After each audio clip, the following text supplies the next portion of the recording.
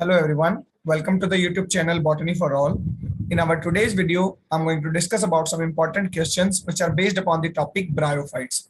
Bryophyte which is a division in the plant kingdom. This video lecture is the continuous series in the M.Sc Botany Entrance Series 2021. In my first lecture, I have discussed about the important questions which are based upon the algae. So this video series or this particular video will be beneficial for the students or the aspirant which are preparing for the M.Sc Botany entrances and several exams related to the botany or life sciences. So let's just start the video.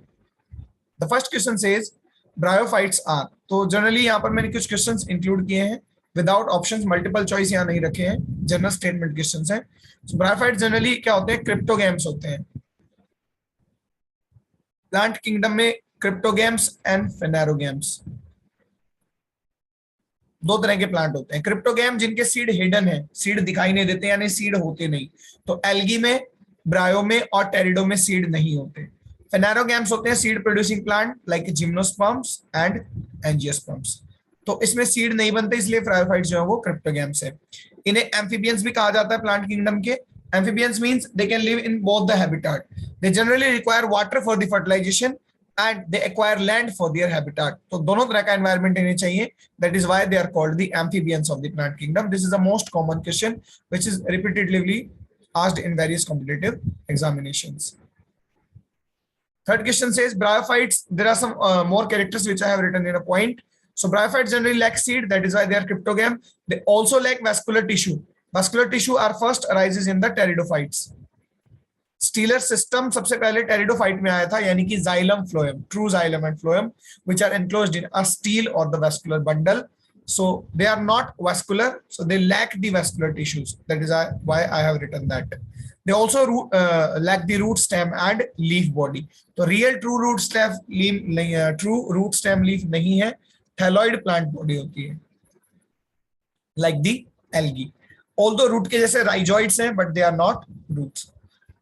Which phase is dominant in the life cycle of the bryophytes? So gametophytic phase. In each plant division, either it is algae, bryo, terido, there is an alternation of the generation. Haploid और diploid generation alter करती है, जिन्हें gametophytic या sporophytic generation के नाम से भी हम जानते हैं. प्लांट में दो generations होती हैं, दोनों alter करती हैं. किसी में gametophyte dominant होता है, किसी में स्पोरोफाइट डोमिनेंट होता है. तो एल्गी में और ब्रायो में गैमेटोफाइट डोमिनेंट होता है, वेयर एज टेरिडो में, जिम्नो में और एंजियो में स्पोरोफाइट डोमिनेंट होता है. Very quickly I am discussing the life cycle. Let's just try to understand that. एक ब्रायोफाइट जो होता है जनरली वो हैप्लॉइड प्लांट बॉडी होता है और गैमेटोफाइट होता है. चाहे एक ही थैलस पर, एक ही गैमेटोफाइट थैलस पर दोनों सेक्स हो या अलग अलग थैलस हो, मेल थैलस अलग, फीमेल थैलस अलग, वो जनरली हैप्लॉइड और गेमेटोफाइट होते हैं. I should take a wide screen.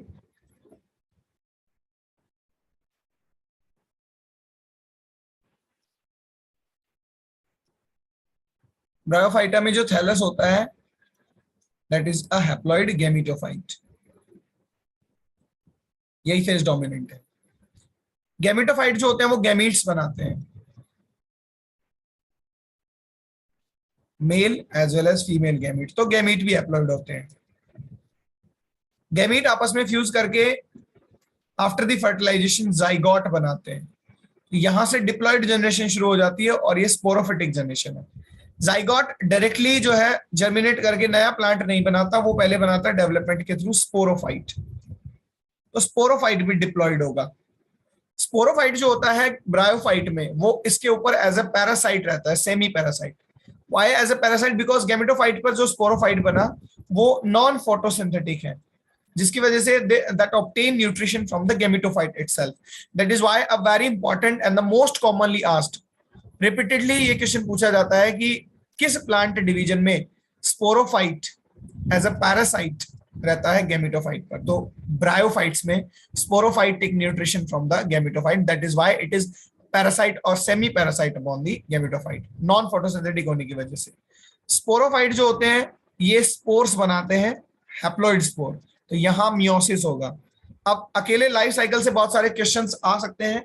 That is why you have to remember the life cycle. तो स्पोरोफाइट डिप्लॉइड है लेकिन स्पोर्स हैप्लॉइड है, तो यहाँ पे मियोसिस होगा. स्पोर्स जर्मिनेट करके जो है नया थैलस बनाते हैं, नया गेमिटोफाइट बनाते हैं, that is the gametophytic generation and haploid. तो यहां तक स्पोरोफिटिक जनरेशन है, जाइगोट, स्पोरोफाइट, स्पोर्स। जाइगोट और स्पोरोफाइट डिप्लॉइड है, उसके अलावा स्पोर्स हैप्लॉइड है, गेमेटोफाइट हैप्लॉइड है, गैमीट्स हैप्लॉइड है। So this is a general life cycle of the bryophyte. We should remember that what are some parts which are diploid like sporophyte and zygote, and what are some parts which are haploid like spores and gametophyte. What is a gametophytic generation that is dominant in the bryophytes, and what is a sporophytic generation that is the life cycle of the general that is the general life cycle of the bryophytes. Now move on to our next concept. So which phase is dominant? Of course the gametophyte, because sporophyte is parasite or dependent upon the gametophyte in the bryophytes. What is the smallest bryophyte? It's Jupsis 5 millimeter, and the tallest bryophyte is Dawsonia 50 to 70 centimeter. Generally habitat जो है वो इनका cold regions होते हैं या near the water, जो coastal area है वहां पर ये पाए जाते हैं। Bryophyte, in bryophyte the function of the roots is performed by the rhizoids. root के जैसे rhizoids होते हैं thyroid body पर, इस तरह से ventral surface पर या dorsal surface पर rhizoids हो सकते हैं। जाइलम नहीं होता, लेकिन xylem like cells in some bryophytes are called hydroids. Tissues, कुछ सेल्स का ग्रुप वाटर कंडक्शन का काम करता है, बिकॉज स्लाइटली इनहेबिटेड है इस पर लैंड पर, तो कहीं ना कहीं कंडक्शन ऑफ वाटर की रिक्वायरमेंट तो है। एल्गी में तो नहीं था because they are present in the water. Similarly phloem like cells होते हैं, they are not phloem like cells, because xylem and phloem are evolved और अपीयर्ड इन द टेरिडोफाइट। मैंने बताया था वेस्कुलर बंडल और stelar system is evolved in the pteridophyte, not in the bryophyte. तो पहले land plant तो bryophyte हैं, लेकिन पहले वेस्कुलर लैंड प्लांट्स वो टेरिडोफाइट होते हैं, इसीलिए उनको वेस्कुलर क्रिप्टोगैम भी कहते हैं। ये हम टेरिडोफाइट में भी डिस्कस करेंगे इन द नेक्स्ट लेक्चर। वो क्रिप्टोगैम्स भी हैं टेरिडोफाइट और वेस्कुलर भी हैं, इसीलिए वेस्कुलर क्रिप्टोगैम टेरिडोफाइट होते हैं। Non seed producing plant which are having vascular tissue. बाकी सारे वेस्कुलर प्लांट जिम्नो और एंजियो उनमें तो सीड होते हैं, तो वो फेनेरोगैम है। चलिए डिस्कस करते हैं आगे। फ्लोएम वाले लाइक सेल्स को लेप्टॉइड्स कहते हैं, जाइलम लाइक सेल्स को हाइड्रोइड्स कहते हैं। In which division of the plant the dominant plant body is gametophyte, on which the sporophyte is semi-parasitic for its nutrition, so that will be bryophyte, the same concept that I have already conveyed. Next question says the bryophytes are homosporous or heterosporous, so the answer is homosporous. देखिए जो spore बनते हैं sporophyte से, वो male spore या female spore, micro या mega अलग अलग नहीं बनते, जैसा कि टेरिडोफाइट में बनने शुरू हो गए थे। तो हेट्रोस्पोरी भी टेरिडोफाइट से शुरुआत हुई थी, वो भी हम आगे कंसेप्ट नेक्स्ट लेक्चर में डिस्कस करेंगे। ब्रायो में होमोस्पोरस होते हैं, सारे स्पोर एक जैसे हैं।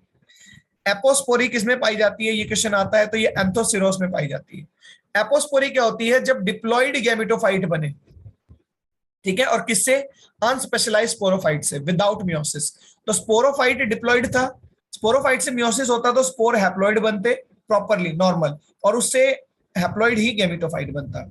ये तो एक नॉर्मल सिचुएशन थी, बट कभी कभी डिप्लॉइड स्पोरोफाइट बिना स्पोर बनाए यानी बिना मियोसिस किए डिप्लॉइड गैमेटोफाइट ही बना देता है। तो ये एबनॉर्मल या एक्सेप्शन है कि गैमेटोफाइट जो कि हैप्लॉइड ना बनकर, लाइफ साइकिल में हैप्लॉइड बनना चाहिए था, डिप्लॉइड बनता है, ये एपोस्पोरी कहलाती है। तो यहाँ बनता गैमेटोफाइट है डिप्लॉइड, उल्टा है एपोगैमी। एपोगैमी में क्या होता है, हैप्लॉइड स्पोरोफाइट बनता है हैप्लॉइड गैमेटोफाइट से। तो गैमेटोफाइट फ्यूज नहीं कर रहे गैमीट बनाकर, गैमेटोफाइट जो कि हैप्लॉइड है वो हैप्लॉइड ही स्पोरोफाइट बना रहा है, तो ये भी एक्सेप्शन है क्योंकि स्पोरोफाइट डिप्लॉइड बनना चाहिए था। तो ये दोनों स्पेशल केस हैं, ये बहुत ज्यादा इंपॉर्टेंट है, पूछे जाते हैं। उसके बाद मैंने कुछ क्लासिफिकेशन लिखा है। ब्रायोफाइट के टोटल 3 क्लास होते हैं मेनली। एक जो है लोअर क्लास है हेपेटिकी या हेपेटिक ऑप्सिडा बोलते हैं, liver worts. Liver worts liver के जैसा अपीयरेंस से थैलस है, एल्गी से स्लाइटली इवॉल्व हुए हैं बस ये, यानी जो एडवांस्ड एल्गी थी वो सबसे लोवेस्ट ब्रायोफाइट के जैसी दिखेगी। Advance most algae lowest bryophytes के जैसी दिखेगी, यानी बिल्कुल थैलॉइड होते हैं ये वाले, तो इन्हें लीवर वॉट्स कहा जाता है। लोवेस्ट डिवीजन है, लोवेस्ट ऑर्डर है ये, या लोवेस्ट क्लास है ब्रायोफाइट की। लोवेस्ट का मतलब प्रिमिटिव, सबसे सिंपल जो ब्रायोफाइट होते हैं वो लीवर वॉट होते हैं, जैसे मार्केंशिया, रिक्शिया, पैलिया पोरेला। ऐसे ही एक मिडल ऑर्डर आता है, फिर लीवर वॉट के बाद थोड़े से एडवांस ब्रायोफाइट जिन्हें एंथोसिरोटी या एंथोसिरोटॉप्सिडा या एंथोसिरोटेल्स कहते हैं, इसका मेंबर है एंथोसिरोस। ऐसे हॉर्न लाइक अपीयरेंस होता है थैलस पर, इसलिए इन्हें हॉर्न वॉट भी कहते हैं। और सबसे एडवांस ब्रायोफाइट होते हैं मॉसेस। तो जिनके भी पीछे मॉसिस लगा है वो सारी चीज ब्रायोफाइट होनी चाहिए। ठीक है, मॉसिस जो होते हैं मॉस, देखो जनरली लोअर ब्रायोफाइट को, जो सिंपल ब्रायोफाइट है उन्हें लीवर वॉट कह देते हैं, और हाइयर ब्रायोफाइट को, एडवांस ब्रायोफाइट को मॉस कहते हैं। लेकिन कुछ एल्गी हैं, कुछ लाइकन है जिनके पीछे मॉस लगा देते हैं, तो वहां मिसलीडिंग है, कंफ्यूज नहीं होना है। जैसे फॉर एग्जांपल रेनडियर मॉस, ये लाइकन है एक, it is not a bryophyte. तो कुछ मॉस ऐसे हैं जो एक्सेप्शनल नेम है, अदरवाइज मॉसेस ब्रायोफाइट होते हैं। तो lower bryophyte liverworts, advance bryophyte mosses like sphagnum and funaria, these two are the best example to be remembered. Move on to the next concept. बहुत से ecological importance होते हैं bryophytes के, like they protection from the soil erosion, क्योंकि इनकी water holding capacity बहुत अच्छी है। ये खुद सॉइल बनाते हैं, तो इस सॉइल इरोजन से प्लांट को प्रिवेंट करते हैं।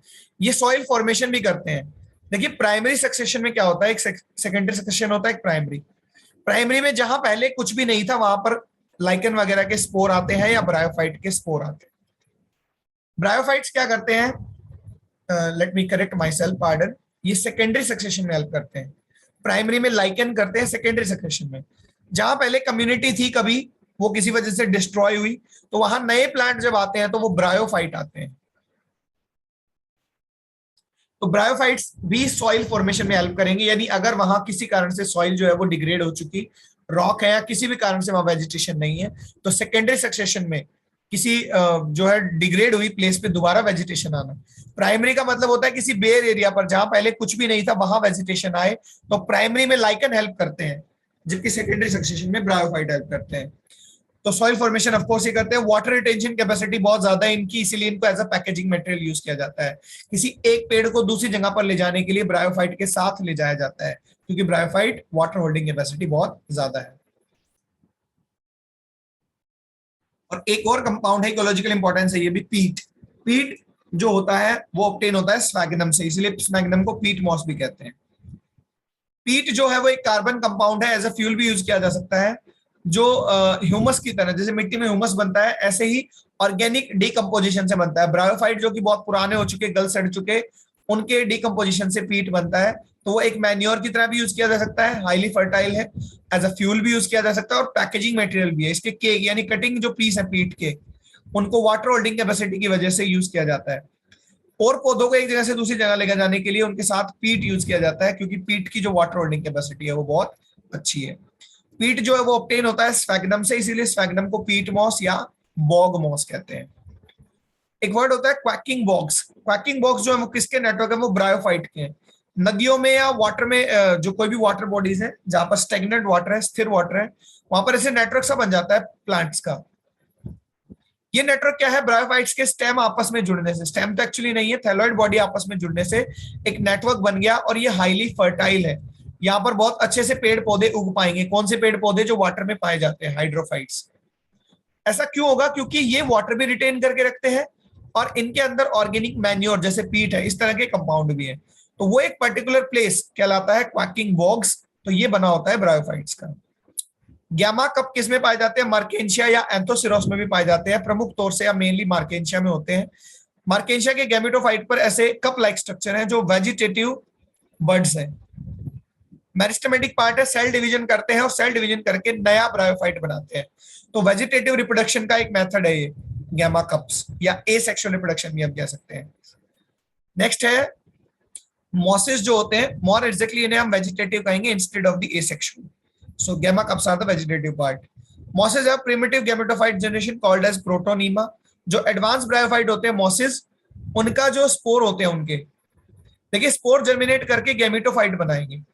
तो पहले प्रिमिटिव एक बेसिक गैमेटोफाइट बनता है, जिसमें जो है छोटे लीफ लाइक स्ट्रक्चर होते हैं, या मतलब बेसिक गैमेटोफाइट हम कह सकते हैं, जो डेवलपिंग स्टेज में है, वो प्रोटोनीमा कहलाता है। तो गैमेटोफाइट की पहली स्टेज है प्रोटोनीमा। इसके अंदर मॉसिस के अंदर, मॉसिस का गैमेटोफाइट ज्यादा एडवांस होता है, इसलिए जो बेसिक टाइप है वो प्रोटोनीमा है। फिर वो और एडवांस होकर रहेगा हैप्लॉइडी, और एडवांस होकर लीफी स्टेज बनाता है। तो दो स्टेज होती है मॉसिस के गैमेटोफाइट में। लीवरवॉर्ट्स यानी लोअर ब्रायोफाइट के गैमेटोफाइट में कोई स्टेज नहीं होती। तो मॉसिस में प्रोटोनीमा जो है वो बेसिक स्टेज है। ये भी इंपॉर्टेंट है, पूछा जा सकता है। Cap like dome shape part of the capsule जो स्पोरोफाइट होते हैं उसका जो कैप्सूल होता है जिसमें से स्पोर निकलेंगे, स्पोर बनते हैं मॉसेस के कैप्सूल में। तो फ्यूनेरिया एक मॉस है, उसको हम क्या कहेंगे, डोम लाइक शेप को, तो वो ओपरकुलम या लिड कहलाता है। ठीक है।